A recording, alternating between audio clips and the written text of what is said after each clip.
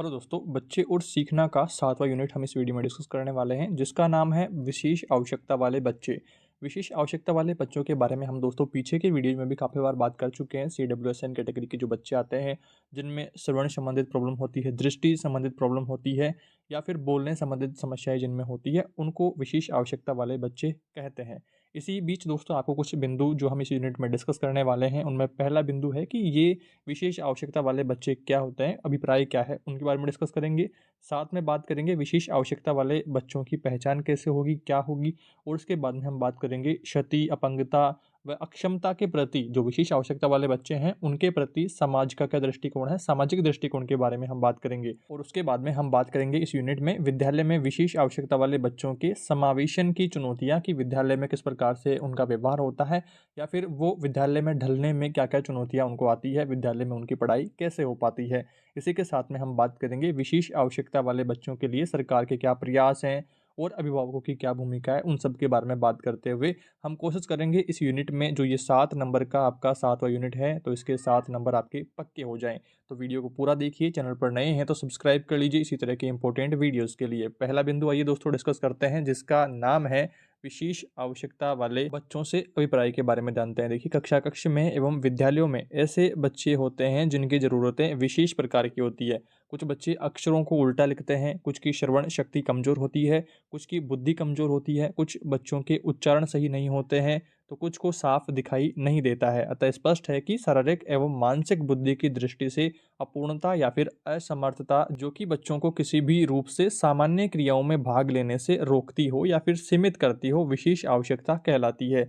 इसी बीच हमने दोस्तों पीछे की वीडियोज़ में डिस्कस किया था कि अगर आपके श्रवण संबंधित प्रॉब्लम है, तो फिर आपके क्या होगा, सुनने में कमी महसूस होगी। और अगर आपके बोलने संबंधित समस्याएँ हैं, तो आप अटक-अटक कर बोलेंगे या फिर बोलते समय कुछ शब्दों को, कुछ ध्वनियों को छोड़ देंगे, या फिर आप जब बच्चा हकलाता है, तो फिर वो क्या है, बोलने संबंधित उसको त्रुटियाँ हैं, बोलने संबंधित उसके समस्या है।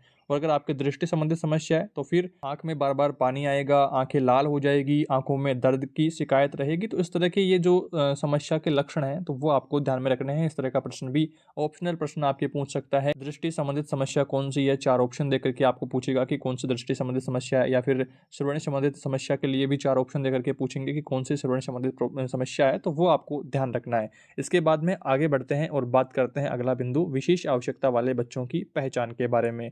यहाँ पर देखिए, विशेष क्षमताओं की पहचान के लिए हम विभिन्न चेकलिस्ट की सहायता ले सकते हैं, जिसके माध्यम से हम उनकी आवश्यकताओं का निर्धारण कर सकते हैं। अतः ऐसे बच्चों की पहचान उनकी विशेषताएं और शिक्षक अधिगम प्रक्रिया संदर्भित होना आवश्यक है। इस हेतु यह आवश्यक है कि विशेष आवश्यकता वाले बच्चों की शिक्षक अधिगम प्रक्रिया को उनकी आवश्यकताओं के सापेक्ष ही सर्जित करें, ताकि विद्यार्थी सीखने सिखाने की प्रक्रिया में सक्रिय भागीदारी निभा पाएँ। इसके बाद में आगे बढ़ते हैं, अगला महत्वपूर्ण बिंदु आता है क्षति, अपंगता एवं अक्षमता जो है उसके प्रति समाज का क्या दृष्टिकोण है, सामाजिक दृष्टिकोण की आइए बात करते हैं। देखिए, विशेष आवश्यकता वाले बच्चों के प्रति अभिभावकों में यह धारणा उत्पन्न हो जाती है कि यह सब भगवान की मर्जी है। वे अक्षमता के कारण को जाने बिना, उसको दूर किए बिना, उसको ईश्वर का दिया हुआ मान लेते हैं। यहाँ शिक्षक का यह दायित्व बन जाता है कि ऐसे बच्चों को संबलन हेतु समुदाय को जागरूक करे तथा उन्हें इस बात से अवगत करवाए कि विशेष आवश्यकता वाले जो बच्चे हैं, उनमें किसी न किसी प्रकार की विशेष योग्यता पाई जाती है। सरकार ने भी इन बच्चों के प्रति संवेदनशीलता दिखाई है। इन्हें समाज की मुख्य धारा से जोड़ने के लिए सभी प्रकार की नौकरियों में इनके लिए स्थान भी आरक्षित किए गए हैं। और दुर्भाग्यवश कुछ लोग बिना सोचे समझे कम बौद्धिक क्षमता वाले बच्चों को मूर्ख, पागल, मूढ़ या मंदबुद्धि नाम दे देते हैं। इसके अलावा अपंगों के प्रति अंधविश्वास एवं डर भी आम प्रतिक्रिया है। ऐसे दृष्टिकोण के कारण वे शिक्षा, प्रेम, सुरक्षा, लोगों से अंतःक्रिया से वंचित हो जाएंगे। इस तरह से बिंदु आपको ध्यान रखना है। इसके बाद में बात करते हैं अगले बिंदु की, समावेशी शिक्षा की अवधारणा को लेकर के। इसमें देखिए, समावेशित शिक्षा में विशेष आवश्यकता वाले बच्चों एवं सामान्य बच्चों के तालमेल बनाए रखने में महत्वपूर्ण स्थान रहता है। समावेशित शिक्षा वास्तव में विशेष क्षमता वाले बच्चों को शिक्षा का उपयुक्त वातावरण देता है, जिसमें उनकी सीखने की प्रक्रिया को इस तरह से आसान बनाया जाता है जिससे उनके सीखने की प्रक्रिया सामान्य बच्चों की भांति हो सके और विशेष क्षमता उनके विकास में बाधक ना बने। ये बिंदु आपको यहाँ पर ध्यान रखना है। इसके बाद में हम बात करते हैं राष्ट्रीय पाठ्यचर्या रूपरेखा 2005 में निहित प्रावधान को लेकर के। यहाँ पर आपको कुछ बिंदु ध्यान रखने हैं कि राष्ट्रीय पाठ्यचर्या रूपरेखा 2005 के अनुसार समावेशित शिक्षा व्यवस्था में एक समान पाठ्यक्रम, एक सी पाठ्यपुस्तकें एवं सही शिक्षक होता है जो विशेष आवश्यकता वाले व सामान्य बच्चों को एक समान शिक्षा प्रदान करता है, जिससे 6 से 14 वर्ष के बच्चों के लिए सार्वभौमिक शिक्षा के लक्ष्य को प्राप्त किया जा सके तथा विशेष आवश्यकता, विशेष क्षमता वाले जो बच्चे हैं, उनको समाज की मुख्य धारा में शामिल किया जा सके। तो यहाँ पर ये बिंदु आपको ध्यान रखना है। इसके बाद में हम आगे बढ़ते हैं। अगला महत्वपूर्ण बिंदु आता है विद्यालय में विशेष आवश्यकता वाले बच्चों के समावेशन की चुनौतियों के बारे में।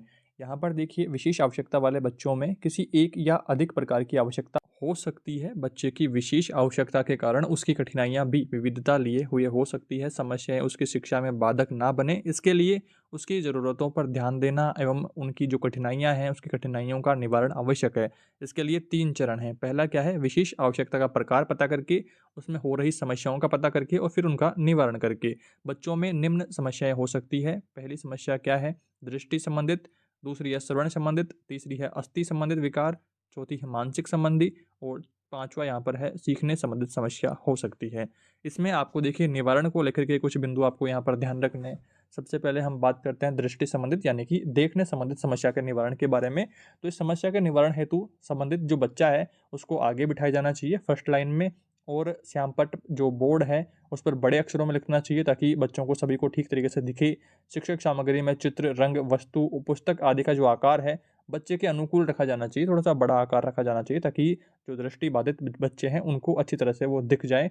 और समय समय पर बच्चों को यहाँ पर उन बच्चों से बातचीत करते रहनी चाहिए कि उनको ठीक दिख रहा है या नहीं दिख रहा है। तो वो यहाँ पर दृष्टि बाधिता को हम यहाँ पर दूर कर सकते हैं। देखने में जिनकी समस्या है उनको हम थोड़ा सा कम कर पाएंगे। इसके बाद में दूसरे नंबर पर है श्रवण संबंधित। तो सुनने में अगर दिक्कतें हैं तो कक्षा कक्ष प्रबंधन जो है, शिक्षक ऐसे बच्चों को अपने समीप बिठाएगा, मतलब कि फर्स्ट लाइन में बिठाएगा, और शिक्षक अपनी आवाज़ उन्हें विशेष आवश्यकता वाले बच्चों को ध्यान में रख करके व्यवस्थित करेगा। अगर धीमे बोल रहा है तो फिर शिक्षक तेज़ बोलने की कोशिश करेगा और सभी बच्चों पर ठीक तरीके से उनकी आवाज़ पहुँचे इस तरह से बोलने की कोशिश करेगा और अपने कथन को एक से अधिक बार दोहराएगा ताकि अगर कोई वर्ड छूट गया है, कोई कुछ वर्ड समझ में नहीं आया है, तो फिर वो वापस रिपीट करने पर उसको ठीक से समझ में आ जाए। तो इस तरह से श्रवण संबंधित समस्याओं को कम किया जा सकता है। अस्थि संबंधित विकार जो है उनमें भी आपको ध्यान रखना है कि अस्थि संबंधित विकार की समस्या निवारण हेतु उसे अग्रिम पंक्ति में बैठाने के साथ साथ शिक्षण के दौरान उन्हें बार बार खड़े होने या फिर बैठने के लिए नहीं कहा जाना चाहिए। उनके आत्मविश्वास को बढ़ाने का प्रयास करना चाहिए। तो विद्यालय में होने वाले ये काम आपको करने चाहिए। इसके बाद में सीखने संबंधित जो समस्या है, अगर मानसिक कुछ समस्या है तो उसमें शिक्षक अपनी बात को बार बार दोहराएगा और लिखे व समझाने के लिए उचित सहायक जो साधन है उनको उपलब्ध करवाएगा, उन्हें अपनी बात कहने का पर्याप्त अवसर देंगे। तो इस तरह से हम काफ़ी हद तक इन समस्याओं का निवारण कर पाएंगे विद्यालय परिवेश में। और अगर डॉक्टर का ट्रीटमेंट वगैरह वो तो अलग बात है, वो चलता रहेगा, बट विद्यालय में हम ये सब काम करके उनकी प्रॉब्लम्स को कम कर सकते हैं। तो ये आपको ध्यान रखना है। अतः शिक्षक को चाहिए कि वह बच्चों की समस्या का उपयुक्त तरीके से निवारण करे, वह उन्हें उचित शिक्षा प्रदान करे। इसके साथ साथ शिक्षक चिकित्सकीय परामर्श समय समय पर लेते रहें, वह अभिभावकों को उनकी स्थिति से अवगत करा करके उनमें समन्वय स्थापित किया जा सकता है। तो इस तरह के कुछ बिंदु आपको यहाँ पर ध्यान रखने हैं।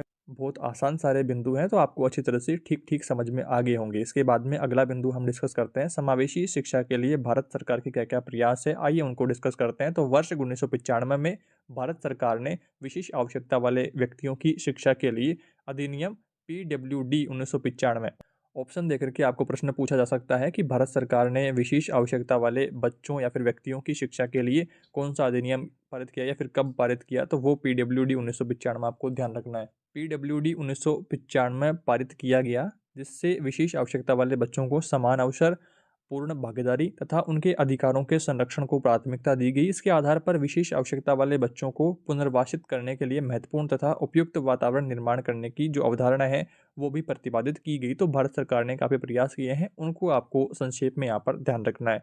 इसके बाद में हम बात करते हैं, अगला महत्वपूर्ण बिंदु आता है विशेष आवश्यकता वाले बच्चों के प्रति शिक्षक की क्या भूमिका रहती है। तो इसमें देखिए, शिक्षकों को विशेष आवश्यकता वाले बच्चों को सीखने की गति एवं सामर्थ्य को ध्यान में रख करके अपनी शिक्षण जो प्रक्रियाएं हैं उनका निर्धारण करना चाहिए। अगर वह सीखने में कमज़ोर है तो उसके अकॉर्डिंग धीरे धीरे चलना चाहिए और जो भी टॉपिक आप समझा रहे हैं उसको एक से अधिक बार समझाना चाहिए ताकि सभी बच्चों को ठीक से समझ में आ जाए। तो इस तरह के काम हम कर सकते हैं। बच्चों की हीन भावनाओं को दूर करके उन्हें प्रेरित कर सकते हैं, मोटिवेट कर सकते हैं। समाज में जागरूकता फैला करके समाज से जोड़े रखने का प्रयास उनको कर सकते हैं। और शिक्षक को अपना व्यवहार कोमल रखना चाहिए, ताकि बच्चा थोड़ा-सा यहाँ पर प्यार प्रेम से बात करनी चाहिए। इस तरह से आप सारी बातें समझ पा रहे हैं। इसके बाद में हम बात करते हैं विशेष आवश्यकता वाले बच्चों के प्रति अभिभावकों की भूमिका को लेकर के। इसमें आपको ध्यान रखना है कि अभिभावकों का यह दायित्व है कि वह अपने विशेष आवश्यकता वाले बच्चों एवं सामान्य बच्चों में भेदभाव ना करें। इनके लिए जिन उपकरणों की आवश्यकता हो, वे उन्हें उपलब्ध करवाएँ। सरकार द्वारा दी जाने वाली सुविधाओं की जानकारी जुटा करके उन्हें शिक्षा दिलवाई जावे। और इस तरह का प्रश्न भी कई बार आया है कि एक शिक्षक के रूप में आप विशेष आवश्यकता वाले बच्चों के लिए उनके अभिभावकों में कैसी सकारात्मक सोच विकसित करेंगे? तो आपको अपने विचार लिखने होते हैं। कई बार ऐसा प्रश्न भी आया हुआ है, तो आपको ध्यान रखना है। इसमें कुछ बिंदु मैं आपको बता देता हूँ, जिनसे आप अपना पॉइंट बना पाएँगे और अपने शब्दों में उसको लिख पाएँगे। यहाँ पर देखिए, शिक्षक अभिभावकों में अक्षम बच्चों के प्रति झिझक व संकोच को दूर कर सकता है तथा अभिभावकों को उनकी विलक्षण जो आवश्यकताएँ हैं, उनके बारे में बता कर के उनकी आवश्यकताओं को विकसित करने में उनकी सहायता प्राप्त कर सकता है। शिक्षक अभिभावकों में इस बाबत सकारात्मक दृष्टिकोण, सकारात्मक उनकी सोच को विकसित करने में उनकी महती भूमिका निभा सकता है, काफ़ी बड़ी भूमिका निभा सकता है। तो शिक्षक के कुछ दायित्व जो बनते हैं, उनको अधिकतर हमने पहले डिस्कस कर लिया है और अब मैंने यहाँ पर बिंदुओं में कुछ बता दिया है। और अगर आपके इस तरह का कोई प्रश्न आता है, तो अपने शब्दों में लिखने का प्रयास करें और विशेष आवश्यकता वाले बच्चों के प्रति जो आपके विचार हैं, उनको इस तरह के प्रश्न में आपको लिखने होते हैं।